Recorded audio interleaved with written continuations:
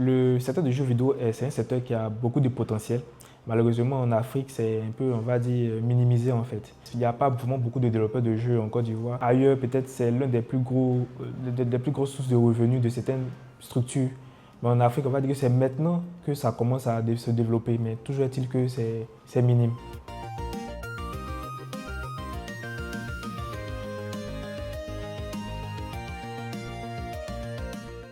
Bonjour Viatech Africa, heureux de vous accueillir dans les locaux de Dev de Babi. Jusqu'ici, on a eu à développer plusieurs jeux, notamment nos deux derniers jeux actuellement sont Zulu Battle et Opoto. Zulu Battle, c'est un jeu de combat dans lequel vous incarnez un guerrier et vous battez contre d'autres joueurs. Opoto, c'est un jeu qui a vu le jour dans le milieu de la CAN qui s'est récemment déroulé. Après ça, on ne fait pas que des jeux aussi, on fait aussi des applications. Et récemment, notre projet actuel, c'est Otakun. Alors, c'est quoi Otakun? Otakun, c'est un projet de réseau social dédié exclusivement aux otaku.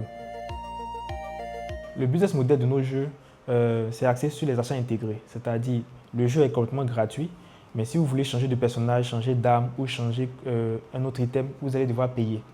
Donc, c'est par cela que nous nous rémunérons. En ce qui concerne Otakun, notre business model est basé sur les abonnements. Actuellement, nous fonctionnons plus sous fonds propres. Nous n'avons pas encore eu d'accompagnement. Pour concevoir un jeu vidéo, il faut déjà avoir l'idée. C'est, on va dire, l'ingrédient principal. Chacun apportera ses idées par rapport à l'idée de base pour aussi construire le jeu. Je suis le designer de l'équipe et après la phase des idées dans la conception d'un jeu vidéo, on va notamment passer à la phase de design. Donc le design consiste à faire les écrans du jeu. Quand je dis écran, je veux dire tout ce qui est aspect visuel, tout ce qui est bouton, tout ce qui est éléments graphiques pour le jeu et autour du jeu. Je suis le développeur back-end. À mon niveau, le travail consiste à établir tout ce qui est logique métier, tout ce qui est logique de traitement autour du jeu, tout ce qui est stockage de données, tout ce qui va permettre au fait de dynamiser le jeu, permettre de pouvoir stocker le rang du joueur, permettre de pouvoir savoir comment retenir son profil, comment lui permettre de gérer son profil. En tant que développeur front-end, je pars du design et de la logique du back-end pour produire des interfaces simples et utilisables par les utilisateurs.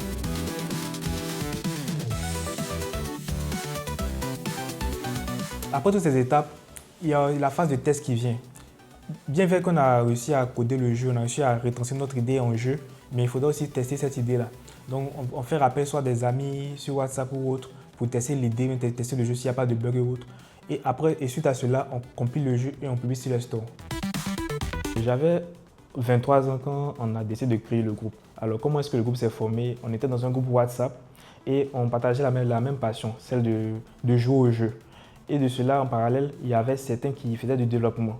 Donc du coup, on s'est dit pourquoi pas fusionner ces deux passions-là et puis s'associer en groupe pour faire des projets entre nous. Donc c'est là que Dev de Babi est né. Alors, notre mission, c'est, on va dire, on ne va pas aller dans le cliché de africaniser tout ce qu'il y a déjà, mais c'est de faire de beaux projets. La plupart des obstacles que rencontrent les studios de jeux africains, c'est au niveau du financement, je pense.